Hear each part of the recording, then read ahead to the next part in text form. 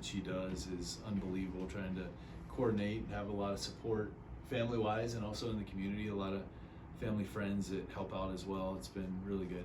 I would imagine the pass list request is going to be a little more substantial and folks out of the woodwork. Right? You know what? It's hey, buddy. Yeah, it's been good. I think that being here as a bench coach kind of mitigated. We're in a good routine. So you're not managing for free? No. Has it sunk in yet? You told us last night that maybe on your way home. Yeah, it has, and Carrie and I talked about it this morning. It's humbling, you know, and thinking back, you know, knowing Chuck Tanner and playing for Jim, and you know, just the history of the organization, and to be part of that is really special. Did Lindland reach out to you through text or call He did. last night? He did. What yeah. did he say? Just congratulations on the W. I haven't talked to him today, just through text, but it was nice. That's great. Did he kind of have any influence on how you shaped yourself, even as like a bench coach, you know, before this opportunity? That's a really good question. Yeah, I absolutely. And for those of you that know him, he has influence on a lot of people that are around him a lot, and positive influence. Mm-hmm. And yeah, like really, as we all go through life, I think we're part of those people that we've been around, and he's a big part of that for me. Any further updates or progress on the bench coach situation? And I know Ben mentioned perhaps at the end of the week, but didn't know where that was at. Yeah, still working through that, and you know, having conversations with Ben and others as far as trying to figure that out. You think that's going to be an internal person, or maybe somebody that's not here in the building or vicinity?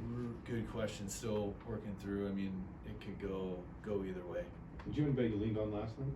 I'm sorry. Did you have anybody you leaned on last night for any guidance? Man. Was there anybody that, like, in the dugout with you that was Yes. kind of serving as the Donnie to your dog? Yeah, Oscar and Strami pitching side, Rubello, Matt Haig, you know, really just having conversations with a bunch of guys in the dugout, just trying to make sure that we're ready and making the right moves. What do you guys like about Bay's game down at Indy leading into the recall the other day? Oh man, speed, you know, giving us an option defensively in the outfield, and really he's been playing pretty well down there. You know, still swinging the bat, and like the versatility he provides off the bench. With so Radley was part of the changes, right?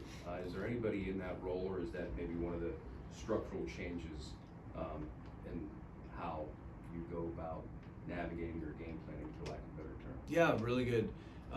Oscar and Strami, and then Alex Jimenez stepped up, and they're doing all the game planning stuff and putting together all of that for the pitchers, and then talking through the game and scripting it as much as we can. I mean, you can never totally figure out a baseball game, but being prepared for those situations, and they did a great job yesterday.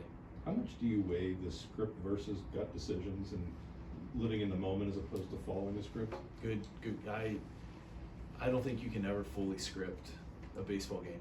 You know, when you're sitting there and you're in the heat of the moment and just trying to figure out. I think that there are touch points. There's stuff that, you know, target certain matchups that may come up throughout the game, but you can't fully script it out perfectly.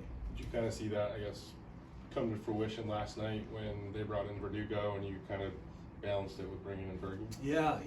Like those are the ones that you can anticipate. Mm-hmm. You don't know exactly what they're going to do, but just trying to anticipate and be prepared. And you know, those guys did a great job, Fergie coming in and closing that down there.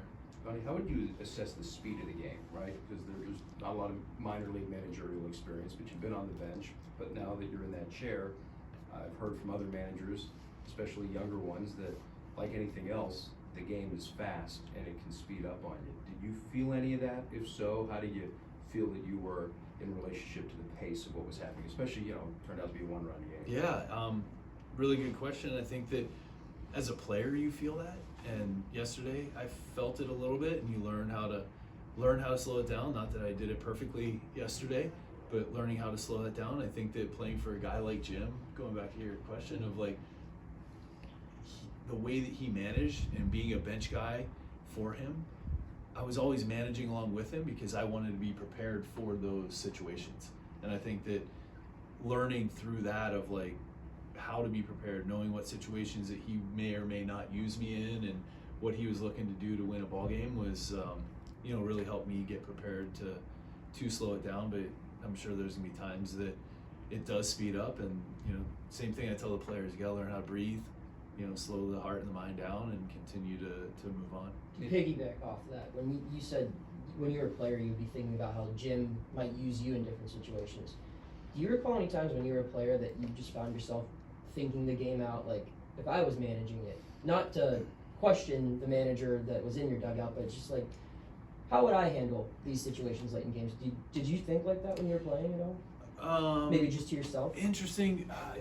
As far as like for me personally, yes. Like I was not thinking along like bullpen usage, maybe. Yeah. If that makes sense. But like pinch hit, defensive replacement, pinch run, stuff like that. I definitely was. But more from a personal standpoint, I would say. You wouldn't see like an opposing manager make a move and then just think, like, I'm interested why he did that. Like, I would follow along with it. Yeah. Yeah, and like not to second guess, but like just out of to curiosity. see how they were doing it, what they were doing, and to see the game within the game of trying to create matchups. Do you think a lot of other players do that, or is that just something that future coaches end up doing? I don't know. That's a good question. I would say the ones that do it would be good coaches down the road. Was there a moment last night where you realized life is a little bit different on the top step of the dugout, like as opposed to being maybe one step behind as the bench coach?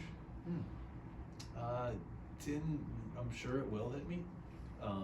There was nothing stood out. Nothing that stood out last night in regards to that, but I'm sure, down the road that maybe something will. But yeah, it was, have the ultimate decision is mine, taking in different opinions, but at the end of the day, that's probably the biggest difference. Fam obviously felt well enough yesterday to play the ninth, but I take it he's available for you today? Yes. Did you notice yesterday that they announced your name and you got applause from the crowd? Like, did you notice that at all in pregame? You know what? I didn't. It's I was out there for it, but I didn't really pick up on that.